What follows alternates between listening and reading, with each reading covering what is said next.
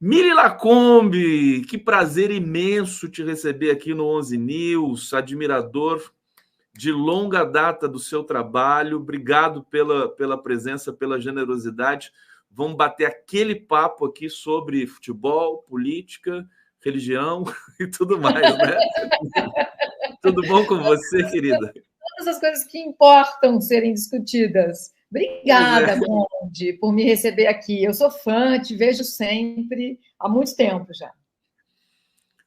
Olha só, que honra minha aqui saber que a Mili dá uma espiada lá nas minhas Oh, na minha gritaria, né? Na minha gritaria, Mili. Ô, Mili, querida, olha, eu tenho tanta curiosidade para falar com você, porque eu gosto muito do tema do futebol. Eu já conversei com o Juca aqui algumas vezes falando sobre isso, mas você está mergulhada muito nas questões, inclusive, que transcendem o próprio futebol. O Juca também, né? Questão da política e tudo mais. O que está acontecendo? O que aconteceu? O futebol já foi digamos, um mundo em que os jogadores eram politizados, democráticos. Eu me lembro, evidentemente, da democracia corintiana e tudo mais. sim. Degradou-se, já foi bom, não é mais ou nunca foi? Fala um pouquinho sobre isso para a gente. Conde, eu acho que nunca foi. Eu acho que o futebol no Brasil sempre foi usado como instrumento político. Né? Desde a ditadura, a gente teve esse uso, né, político do futebol na ditadura. Só que o futebol em campo, ele era transgressor, ele era uma insurreição, porque a gente tinha esquemas táticos que mostravam do que éramos feitos. Né? Então, se fora do campo havia interesses políticos desabonadores, dentro de campo, a força do futebol, a magia, o encantamento, seguia acontecendo. E a gente via, por exemplo, as seleções de 70, 82, 86. A seleção que mais me comoveu, talvez o time que mais tenha me comovido na história seja o do Tele de 82. E aí, é claro que a gente entra com esse peso do sistema econômico que nos organiza, que é resultado, eficiência, e aí vão falar, não, mas a seleção jogou bem, mas não ganhou, então não interessa essa seleção. Mas em campo, a gente se reconhecia. O que a seleção ofereceu para a gente, de 82, foi muita coisa. O reconhecimento da gente enquanto cultura, enquanto nação. O Brasil, como diz o Luiz Antônio Simas, que existe nas frestas, que luta contra o conservadorismo, contra essas instituições tão caretas e covardes. Então, o futebol, para te responder mais diretamente, nunca foi, mas em campo ele existia, ele pulsava, ele vibrava. E agora a gente não tem nem mais isso. O futebol, eu acho que no Brasil a gente vê estádios lotados, né? O tempo, pelo menos no Campeonato Brasileiro, que é o campeonato mais extravagantemente disputado do mundo, né? O Campeonato Brasileiro de Futebol. Agora, a gente não vê essa questão da pulsão, né? Do craque, da arte, embora os jogos sejam disputados e tudo mais. Agora, financeiramente, marqueteiramente, o futebol brasileiro está indo bem, Mili? Não, a CBF é uma empresa privada, né, Conde? Muito rica. Muito rica. O dinheiro que a CBF tem em bancos é dinheirão, assim. Dá bilhão, como diria o Ciro. Mas esse dinheiro não é usado, ele está lá rendendo juros, né? Para quê? Para enriquecer quem? Os mesmos de sempre, né? Ele não volta para o futebol. Não há investimento em gramados, não há investimento em educação antimachista, antimisógina, antirracista, anti-LGBT-fóbica. O futebol, enquanto instituição nacional, deveria ter um investimento compatível com a importância dele. Mas não, não. A CBF é uma empresa privada, mergulhada em escândalos, com 3, 4 presidentes afastados. Um novo escândalo surgiu agora, o Lúcio de Castro revelou o The Inquisitor, o Lúcio de Castro é um dos maiores repórteres do Brasil, né, investigativo. Ele revelou um novo processo de assédio sexual, movido por uma diretora, ex-diretora da CBF, contra o diretor de comunicação. São escândalos atrás de escândalos. Então, não há interesse político da CBF em melhorar o nosso futebol. A CBF existe por poder e riqueza. É isso. Então, o futebol ele vai existindo meio sozinho, sabe? por causa da gente. Vamos entrar nesse tema da CBF, porque eu acho que a CBF está também pagando um pouco por toda essa coisa terrível que eles representam, né? De não investir, por exemplo, nas crianças, nos jovens jogadores, tudo mais do Brasil, no futebol feminino, né? Futebol feminino, eles acabaram fazendo algumas coisas assim para disfarçar, né, Mili? Porque, na verdade, continua sendo relegado assim a uma coisa secundária. Mas uma coisa que está me martelando bastante, vamos lembrar do último manifesto aí do inelegível na Avenida Paulista, todo mundo de camisa da CBF. Eu fiquei pensando assim, se a CBF fosse uma instituição séria, entraria na justiça, falar assim, meu Deus, todo mundo usando uma manifestação política, manchando o uniforme da CBF. Não é uma loucura isso? Sim, em 2016 ela teria que ter entrado. Porque o uso da camisa como símbolo nazi-fascista começou ali. A gente tem o Michel German, o professor, falando da associação entre o bolsonarismo e o nazismo desde aquela época. Então, a CBF deveria ter gritado ali. Mas não, ela tá misturada a esse tipo de interesse. E é engraçado, porque são essas pessoas que falam assim, futebol e política não se misturam. São as primeiras que pegam a camisa da CBF, colocam e vão para uma manifestação de caráter nazifascista. Porque a gente não pode esquecer que essas manifestações... A extrema-direita não é um lugar legítimo de existência da política nacional. Não é. Quando eu vi as imagens dos torcedores da Gaviões, você viu isso, barrando? Eu vi, claro. Eu tenho até imagens aqui. É fantástico. Aliás, teve um deputado que entrou com uma ação contra Gaviões, sim, porque parece que tem uma lei que, né, coíbe esse tipo de coisa. O que é compreensível, mas que foi bonito, foi. Né? Então, mas aí, exato, porque aí a gente vai buscar registros históricos de coisas que eram legais, mas nunca foram legítimas. O apartheid, por exemplo. O que a gente imagina, o que a gente sentiria hoje vendo um grupo de pessoas negras na África do Sul não permitindo que gente do apartheid entrasse no vagão?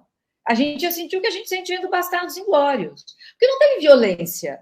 Eles só falaram, aqui não. Aqui não. Foi um gesto simbólico. Essa turma aí que está indo na manifestação de extrema-direita lutar por coisas como tortura, torturador, ditadura e tudo que vem a reboque, pegaram o outro trem, gente, o trem seguinte. Eles foram a tal manifestação. É um gesto simbólico, né? E aí, Conde, assim, o direito de ir e vir. Ah, meu Deus, quem tem no Brasil o direito de ir e vir? Um jovem negro pode andar à noite pelos jardins, flanando, olhando a lua cheia? Não pode.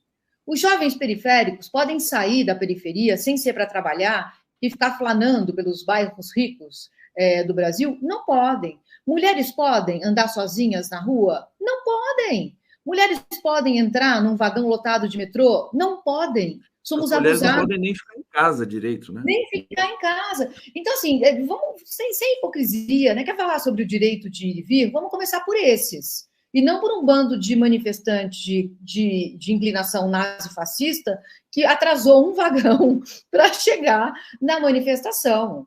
Isso é histórico. O registro da Gaviões é histórico. É o que a gente sentiria se judeus não deixarem comandantes da Gestapo entrarem no vagão. Por exemplo, a gente não ficaria feliz? Olha lá os judeus cometendo desobediência civil, não deixando o nazista entrar. Maravilhoso, é isso mesmo. É isso.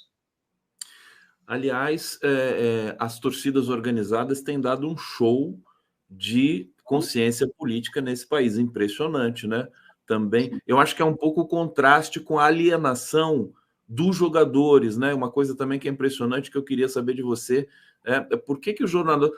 O pessoal aqui está super esperto aqui no bate-papo, já te conhecem, aliás, estão adorando aqui sua presença. Daqui a pouco eu vou para o bate-papo para ler as perguntas e os comentários.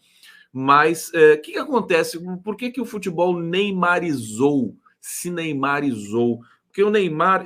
sabe que eu tenho pena do Neymar, o Mili, porque ele ficou interrompido como sujeito. Sim, ficou interrompido. O pai não deixou ele crescer. Perfeito. É uma coisa tão impressionante. Perfeito. Ele mantém o Júnior na camisa. Neymar é um nome que dispensa o Júnior. Ele é o único Neymar. Né? Não há João Júnior, é Neymar. Ele mantém o Júnior Eu imagino, porque ele quer dizer o seguinte, mesmo que ele não tenha consciência sobre o que ele quer dizer, existe um outro Neymar, que é o Neymar original, que é o Neymar pai. Concordo com essa análise, Conde, ele foi interrompido como sujeito. Ele não teve a chance de saber quem ele era. É claro que ele ainda é jovem, de repente ele ainda pode saber quem ele é, né? Ele pode fazer essa investigação. Eu acho improvável, mas não vou dizer que é impossível. A questão é que o Neymar é um retrato da sociedade que a gente vive hoje. Que é uma sociedade egoísta, é uma sociedade que quem tem dinheiro pode tudo, é uma sociedade absolutamente neoliberal, uma sociedade competitiva, uma sociedade que acredita que quem tem dinheiro conseguiu, se esforçou, é só você também se esforçar. E não é, né, Conde? As pessoas mais esforçadas que eu conheço são bem pobres. E as menos esforçadas são muito ricas. O Neymar é um retrato dessa sociedade. A história do Hendrick é muito bonita, né? Não sei se você viu, o pai muito humilde, acho que do interior de Goiás, e que desde o Hendrick, desde, né, bebezinho, já parecia que ia ser um craque de bola. Ele é impressionante, o Hendrick, né? Sim, Muito novo, né? impressionante. Enfim, parece que ele vai resistir um pouco, né? Das vezes, poucas vezes que eu vi ele falando, assim, mas é muito curioso isso aí. Eu acho que o jogador de futebol teria né, poderia ser uma coisa melhor, porque as crianças adoram, eles ficam influenciados, né? Muita gente elogia o Cristiano Ronaldo e o Messi, né? Mais o Ronaldo. Você acha que o Ronaldo é uma referência boa no futebol? Então, acho que assim, dentro desse universo que é tão limitado, tão acanhado politicamente, a gente pode sim falar dele. Ele já se manifestou por causas que nos parecem caras, assim, por causas humanitárias. Mas é tão pouquinho, né? Eles poderiam fazer tanto. A voz deles tem um alcance tão imenso, mas não tem consciência de classe. Não há consciência de classe. Como não há em geral, né? É uma ferramenta também do sistema dominador e opressor. Não tem consciência de classe. Eles realmente acreditam que se eles conseguiram, qualquer um pode conseguir, porque a realidade original deles era muito difícil. As histórias sobre como pais e mães levavam essa galera para treinar, gente que não tinha dinheiro para condução, que ia treinar sem comer. E aí eles conseguem, e o sistema diz para eles: você conseguiu porque você é foda, você é do caralho, por isso que você conseguiu. Vai lá e agradece a Deus e a você. E é isso. Não Isso, tem uma coisa que me deixava, era perturbador para mim num dado momento. Agora acho que arrefeceu até, mas todo jogador que fazia um gol, ele olhava para cima, assim, fazia, não sei o que, rezava, tudo mais. Não, tudo bem, um ou outro fazer, tudo, mas de repente todo mundo começou a fazer, até os jogadores que não tinham nenhuma enfim, religião, né? Basicamente, assim, católicos não praticantes, aquela coisa, aquele fenômeno brasileiro, também olhavam para cima, assim, e aquela coisa é. sempre. Porque eles veem essa realidade onde o Estado escolheu não estar e as igrejas neopentecostais falaram: estaremos onde o Estado não está. Vamos lá amparar essa galera. Então, a gente tem todas essas nuances, sabe? Eles vêm, eles emergem com essa ideia, amparados por esse tipo de solidariedade. Eu e Deus, eu e a minha igreja, e é só. Que coisa, né? Tô me lembrando que eu sou fã eu não sou fã propriamente de boxe. Meu pai era fã de boxe, a geração dele e tal, né? Viu Joe Louis, viu grandes. E é um mundo literariamente muito rico, né? O Uhum. livro daquele jornalista sobre a luta do Muhammad Ali com o George Foreman Uhum. na África é Uhum. antológico. E Sim. eu ia falar do Muhammad Ali, quer dizer, o Muhammad Ali foi uma referência fantástica para o mundo todo, política, né? Ele resistiu à guerra do Vietnã, tal, e recuperou o cinturão. A história desse cara no esporte, como é que você vê assim essas figuras, esses expoentes do esporte, agora extrapolando um pouco do mundo do futebol, né? Muhammad Ali, por exemplo, foi uma coisa fantástica, né? Fantástico, fantástico, porque você vê as histórias, são claras. É como na literatura, os livros clássicos. Esses caras são para sempre. Sócrates, por exemplo. Você falou aí da democracia, né, corintiana. O Corinthians foi internacionalmente conhecido sem ganhar nada. Porque sem ganhar nada né, em tese relevante. São Paulo estava lá ganhando Mundial, o Flamengo estava ganhando Mundial, O Corinthians nem estádio tinha, o Corinthians era o time da periferia, mas foi internacionalmente conhecido quando fez uma anarquia. Era mais uma anarquia, né? Anarquia não é bagunça, anarquia é coisa muito séria. Mas chamamos de democracia.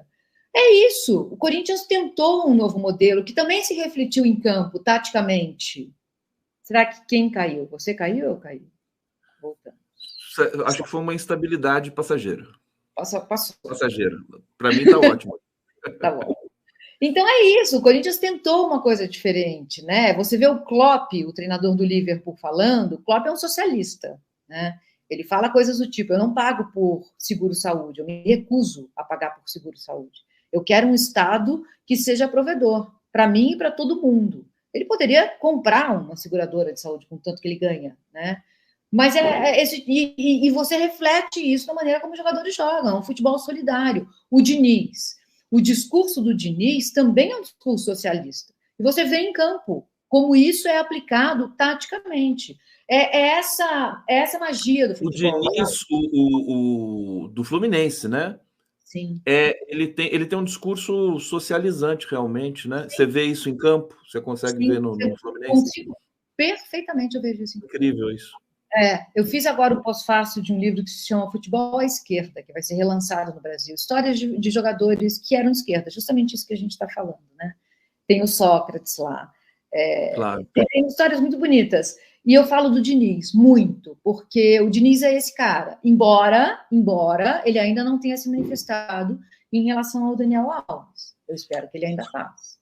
Pois é, esse é um caso também importante para a gente comentar aqui. Deixa eu trazer comentários aqui do público. O Fernando Baia está dizendo aqui, onde a Arena vai mal? Mais um time no Nacional. Arena... Era uma frase da época da ditadura. Onde a Arena, o partido político, vai mal, vamos meter mais um time do Campeonato Nacional Brasileirão da época. Era uma ferramenta. Então, se a Arena está indo mal... Disse, por favor, o que você ia falar? Se a Arena está indo mal, coloca mais um time. Chegou, sei lá, ter 70 times, porque a Arena usou. Como alienação cúmplice da ditadura, né? A minha cultura de histórica estava fraca, não lembrava dessa. Aliás, não tinha conhecimento desse ditado, não. Edson Antunes, futebol deixou de ser esporte, virou negócio. Orlando Filho, fundador da Gaviões, é grande amigo do Juca Kfouri. Só aí já dá para avaliar o caráter do sujeito. Que bacana. Cláudio Klaus, Mili maravilhosa.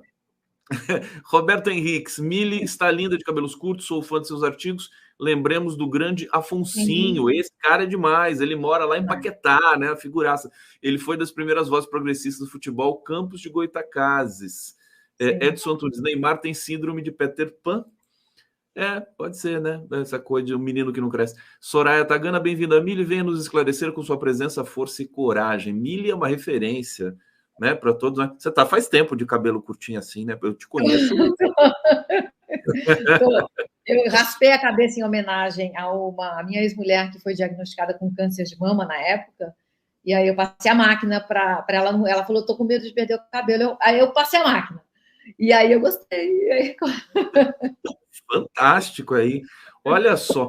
Mili, o Daniel Alves foi condenado em Barcelona. Muita gente, inclusive eu, né, acho que é muito pouco para a gravidade do crime que ele cometeu. E é incrível como esses jogadores ficam se solidarizando. Aí o Neymar vai lá e paga a multa do Daniel Alves. E o Tite fez uma declaração também. Uma coisa assim que é tão terrível isso para o jogador. Teve alguns jogadores que se manifestaram de maneira, digamos assim, firme, né, com relação ao crime cometido pelo Daniel Alves, estupro, né? E agora tem o caso do Robinho também, que vai cumprir no Brasil, acho que a condenação dele. Que lição que fica do Daniel Alves para o mundo da bola? Então, Conde, eu gosto de falar desse assunto assim. Me interessa mais saber que tipo de reforma que será colocada no Daniel Alves do que quanto tempo ele vai ficar na prisão. Porque se me disser assim, ele vai ficar 1 ano, mas ele vai sair de lá absolutamente reformado. Ele vai ter entendido a gravidade do crime que ele cometeu. É melhor para mim do que vão falar, ele vai ficar 10 anos, mas ele vai sair igualzinho, achando que ele foi injustiçado. Porque a gente vive numa sociedade que diz para os meninos que o capital simbólico deles vem de quantas mulheres eles pegarem. Pega aí, porque pega como for. E diz para as meninas que elas não podem se deixar pegar. Elas não podem se deixar se estuprar, senão a culpa vai ser delas. Você precisa ser uma pessoa de respeito. Não vai sair com esse decote, não vai sair com essa saia, não vai dançar funk. Então, o recado para os meninos é farra. E para as meninas, quando acontece com a gente, acaba a nossa vida. Acaba a nossa vida. Uma ida a uma boate em que a gente é estuprada, ou abusada, ou assediada, para a gente voltar disso é muito difícil. Tem muitas que não voltam. Então, são mundos muito diferentes. A gente precisa punir e educar. Porque só punir não vai adiantar. Então, que tipo de processo vai ser colocado para o Daniel Alves? E para o Robinho, esperando que o Robinho seja preso? Porque não adianta o Robinho achar que ele não fez nada, entende? Sabe isso que eu acho terrível, eles não têm como é que eu posso dizer, a dignidade, né, de reconhecer que cometeram um erro, que é um erro que provém de uma formação, evidentemente, né, que a gente pode não minimizar, mas pode ponderar com relação a isso, né, ao machismo estrutural e tudo mais. Mas não, ficam negando sempre, não fizeram nada, mentindo descaradamente. Existem só dois tipos de mulheres, as santas e as putas. E da cabeça deles foi uma puta, então não pega nada. Qual o problema? Ela estava na boate. Eles não têm a mínima noção do que é o sujeito mulher. A cultura heteronormativa, ela é homoafetiva. O que um homem quer do outro homem, o que um homem quer é respeito do outro homem, afeto do outro homem, tempo passado com outro homem, admiração de outro homem. O que eles querem das mulheres é sexo e servitude. Me faz o jantar, cuida da minha casa, transa comigo. O resto eu vou buscar de outros caras. Então, é essa cultura que precisa mudar. Homens não citam mulheres, por exemplo, não leem mulheres, não escutam mulheres na música. Você entende? É isso que precisa mudar. Então, é a educação. Esses caras precisam ser punidos, mas também reformados. Eu vou dar um exemplo. Eu fico pensando, Mili, às vezes eu vejo documentários, o documentário do Garrincha, Alegria do Povo, que é lindo, né? O documentário do Pelé também, com aquelas imagens dos anos 50, do canal 100, lembra disso, né? Claro. E assim, primeiro, a arquibancada era repleta de negros, né? Hoje não é mais assim no Brasil. Não. Lá nos anos 50 só tinha negro na arquibancada, é uma coisa impressionante. Aqueles closes que eles davam lá. Eu fico me tentando perguntar por que isso acontecia. Acho que os ingressos eram mais baratos, não sei. Dentre tantas havia geral, né? Por exemplo, no Maracanã, havia espaços dentro do estádio que você podia ocupar com preços populares. Então, a geral, os caras não viam bem o jogo, então tinha que tirar a geral. Os caras não estavam lá para ver o jogo. Frase do poeta Sérgio de Vaz: futebol a gente não vê, futebol a gente sente. Os caras estavam lá para terreirizar o estádio, como diz o Luiz Antônio Simas. Eu falo que vocês não citam mulheres, mas estou aqui citando um monte de homem, né? Os caras estavam lá para terreirizar o estádio, era aquilo que era feito, entendeu? Quando tiram a geral, tiram o geraldino. Encarecer o ingresso no Brasil é um ato racista, porque a gente não separa classe e raça no Brasil. 4 séculos de escravidão, nunca devidamente elaborados. Nunca houve processos de inclusão social a partir do fim da escravidão, né? Houve a partir do Lula ali, mas pouca coisa ainda. Então, quando você encarece, você embranquece. É um projeto racista encarecer o preço no Brasil. Futebol, e hoje tem que pagar para ver pela TV, né? Não é só, tudo bem, a gente não faz, tem que pagar para ver pela TV. Também pela TV, tem que pagar. Pagar para ser torcedor, sócio-torcedor. É só o que vale hoje. Não, e por isso que o futebol tem tanto dinheiro e tanta corrupção, porque é muito dinheiro que faz circular na sociedade, enfim, na economia, inclusive na economia do Brasil. Eu não sei se tem um cálculo, precisa fazer um cálculo de quanto que o futebol movimenta por ano no Brasil. Vai ser uma coisa tipo Petrobras, assim, né? É muita coisa. Bilhão. É uma indústria riquíssima. Agora, eu mencionei o futebol dos anos 50 e tudo mais, porque me parece que ele era mais humano do que o futebol de hoje. Sem querer entrar num clichê, mas ao ver a arquibancada povoada, com pessoas realmente assim, né, populares e tal, gente pobre, e assim, relação dos jogadores. Eu me lembro, por exemplo, né? Mencionar o Garrincha com a Elza Soares. Eles tinham uma relação, parece que não era uma relação também muito, muito bacana. Eu acho que ele batia na Elza, não sei, tinha uma coisa assim. Agora, eu tô pensando se a gente não regrediu nesse ponto. Tem uma torcida organizada, acho que é a Gaviões, né, que fala respeita as minas. Eu sempre falo para o meu filho, que é boleiro, que é jogador, eu falo para ele, respeita as minas, sempre, para incutir na cabeça dele já, né, ver se uma geração nova no futebol entra com essa coisa né, de não ficar esse universo ultra masculino, que é um horror, né? Muita testosterona, né, Miri? Sim. Então, eu acho que havia um caráter mais economicamente humanizado há 50 anos, porque os preços eram baratos, era mais popular, mas para uma mulher era mais difícil ir a um estádio. Ainda mais difícil do que hoje, que ainda não é fácil. Havia muitos abusos, né? Você não, sozinha, você ia se misturar ali na galera, passada de mão. Tem relatos, Conde, em 2019 o Atlético Mineiro foi campeão brasileiro. Tem relatos de torcedoras do Galo sendo estupradas enquanto o time comemorava o título dentro do Mineirão. Então, a gente ainda tem isso hoje. E dentro das torcidas organizadas, também tem torcidas em que mulheres não podem tocar um instrumento, não podem segurar um bandeirão, por exemplo. Não podem, é coisa para homem. Ainda assim, há mulheres que se sentem mais seguras pertencendo a uma torcida organizada. Porque lá dentro, embora elas não possam segurar o bandeirão ou tocar o instrumento, haverá um respeito. Ela é da Gaviões, ela é da, sei lá, da Tupi, ela é da Dragões, da Real, sabe? Ela é da Yang Flu. Então, ela está entre os dela. Você vê como tem camadas e camadas de preconceitos ainda a serem desvendados. Ainda, eu costumo dizer o seguinte: uma mulher que ama futebol ama um esporte que detesta ela. Essa é a realidade. A gente ama um esporte que nos detesta todos os dias. E as mulheres dão um show no futebol, né? Eu adoro ver jogo de futebol feminino.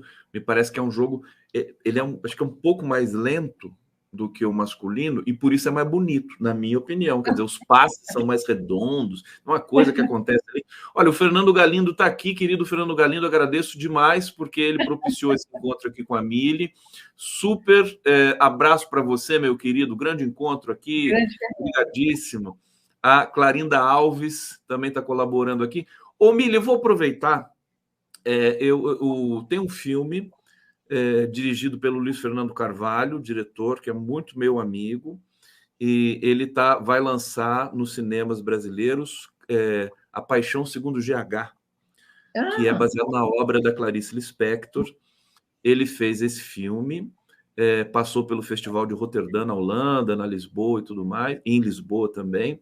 O filme é fantástico e ele me falou o seguinte: Conde, indica esse filme para as mulheres fortes, é um filme para mulher, é um filme direcionado, porque é a história da GH. E o trailer é simplesmente uma coisa maravilhosa. Eu vou botar o trailer aqui para gente e aí a gente comenta na sequência aqui. Vamos ver o trailer do filme, aliás, primeiríssima mão para vocês aqui, A Paixão Segundo GH, que estreia nos cinemas brasileiros em 28 de março. Vamos ver. Ontem de manhã, quando saí da sala para o quarto da empregada, nada me fazia supor que eu estava a um passo da descoberta de um império. A um passo de mim.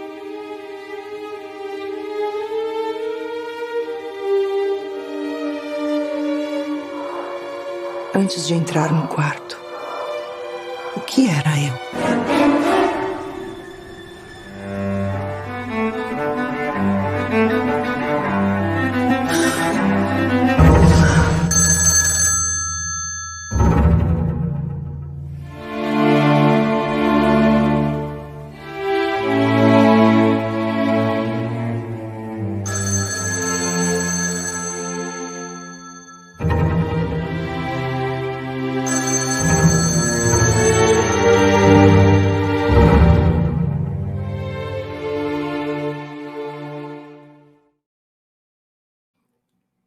Gostou? Incrível, nossa, né? Maria Fernanda Cândido.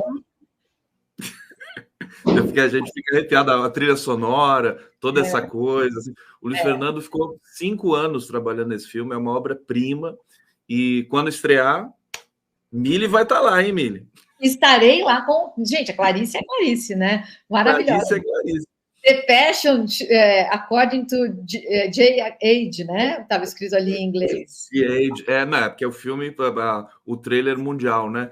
Ô, Mili Lacombe, eu queria te perguntar o seguinte: a gente viu o Inelegível, Inominável e mais um monte de imbrochável, né? Ele diz imbrochável também. Fazer um ato na Paulista que botou lá muita gente, inclusive o Lula falou assim, não dá para negar, tinha muita gente e tudo mais. Resumindo, a extrema-direita bota muita gente na rua e acho que vai continuar botando. Ficou um gosto amargo, porque a esquerda acaba, a parte da esquerda entrando numas de querer competir com isso, que eu acho que não é produtivo. Eu queria te ouvir sobre isso. Como é que a esquerda pode responder e se esse ato do Bolsonaro te impressionou para além de algumas outras coisas? O discurso dele foi um discurso de quem recuou e de quem está com medo de ser preso, evidentemente. Sim, ele quer anistia preventiva, né? Então, coloca muita gente na rua mesmo. A gente tem uma história, né, com o fascismo. O Brasil não se separou nunca do fascismo. A gente teve um partido integralista nacional que foi um dos maiores do mundo, né? Então, não é à toa que a direita é o que é. A extrema-direita e a direita, hoje em dia, quase não se separam, né? É o que é no Brasil. O que a esquerda pode fazer, né? Eu acho que, primeiro, parar de ridicularizar. Porque eu vi muita gente, inclusive pessoas muito ligadas ao Lula, ridicularizando. Não é para se ridicularizar isso. Porque se o Lula não der certo, volta uma coisa pior que o Bolsonaro. Então, a gente precisa estar muito atento. As redes de comunicações que eles têm, eles se comunicam muito melhor do que a gente. A gente precisa prestar atenção. Enquanto eles colocam sim, mas não no sentido da gente competir. Porque eu também vi gente falando, flopou, não deu. Deu, foi bom. Mas não é, a gente não tem que competir com isso. O que a gente precisaria estar fazendo? Construindo uma agenda. A gente parou de ter sobre o que falar. A gente está negando o outro lado. Eles são horrorosos, é nazifascismo, é uma aberração, é tudo isso mesmo. Mas qual é o nosso discurso? Uma esquerda que se recusa a falar em aborto. Tem medo de falar. Não é hora de falar disso. Nunca é hora de falar de política reprodutiva. Nunca é hora de olhar para problemas que são problemas de uma nação. Porque mulheres morrem, né? Literal e simbolicamente, todos os dias no Brasil. Então, uma esquerda que não fala em jornada de trabalho. Não fala mais em jornada, não se fala em carga horária. Não se fala em, como diz o Safatli, autogestão da classe trabalhadora. Cadê esse discurso? A gente vai continuar aceitando as coisas como elas estão? Então, acho que a esquerda precisa construir uma agenda, sem medo de ser chamada de radical. Quando a gente fala, estavam certos os integrantes da Gaviões que não deixaram manifestantes com inclinações nazifascistas entrarem, tem gente da esquerda que fala, mas e o direito de ir e vir? Direito de ir e vir para quem? Para quem? Nós não temos. Um jovem negro não tem nesse país direito de ir e vir. Mulheres não têm direito de ir e vir. Mas não podemos usar a pauta identitária para pressionar o Lula a colocar mais um ministro no STF. Como se ser homem, branco, não heterossexual, não fosse uma identidade. Quem está ausente da pauta identitária? O que a gente deveria estar falando é quem vai falar em nome do universal. Quem pode falar em nome do universal? Porque o Lula foi movido, sim, pela pauta identitária para indicar 2 homens. Essa pauta identitária. É uma pauta identitária também, né? Não dá para negar. Claro, que se pretende invisível. Então, cadê a esquerda que aponta para o caráter não universal dessa pauta, dessa dimensão de identidade, que é o homem branco heterossexual? Então, a esquerda não tem o que dizer.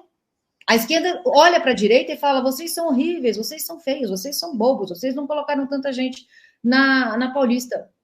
É um discurso vazio, é um discurso natimorto. A esquerda precisa de uma agenda.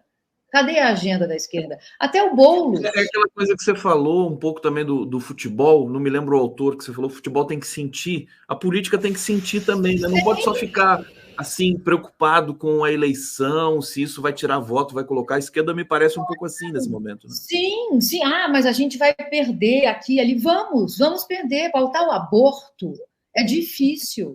É difícil, está cheio de tabu em volta. É uma discussão bastante simples, mas ela é tornada complexa justamente para interromperem essa discussão. Né? Então, a esquerda precisa ter coragem de trazer para... As pessoas estão esgotadas, Conde. Tem gente que olha para a extrema-direita simplesmente porque ela está desesperada.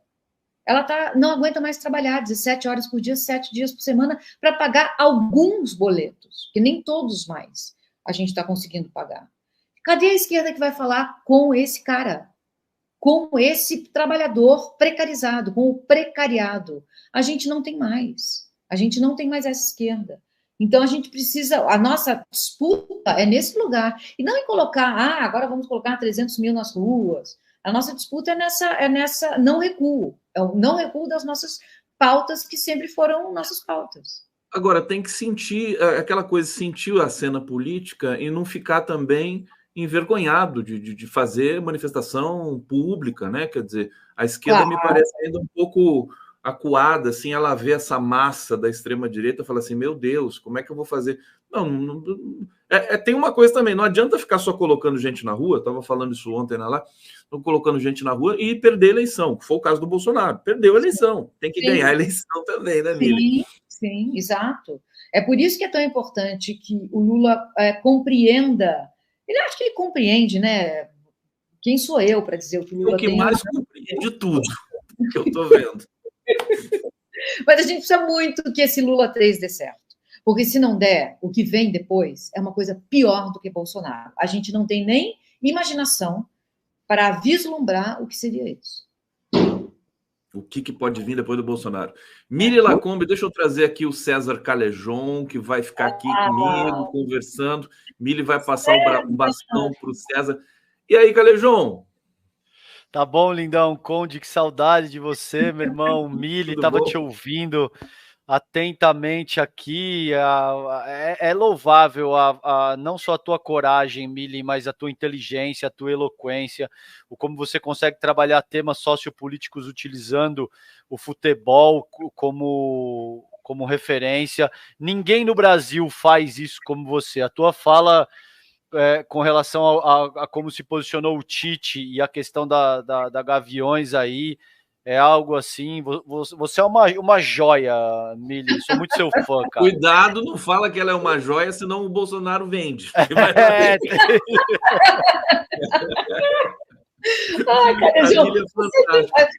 Eu sou muito fã do Calejão. Muito fã. Então, ouvir. Elogio é bom sempre, mas elogio de quem a gente admira é tipo um deleite. Vou sair daqui, sei lá, já abri uma cerveja, nem sei que horas são, 11h30. Querida, brigadíssimo. Estou muito feliz aqui em poder fazer esse papo contigo. E espero que em breve você volte aqui para a gente conversar mais, tá bom? Voltarei, continuarei assistindo vocês. Um beijo, obrigada. Beijo grande. Mili Lacombe aqui no 11 News.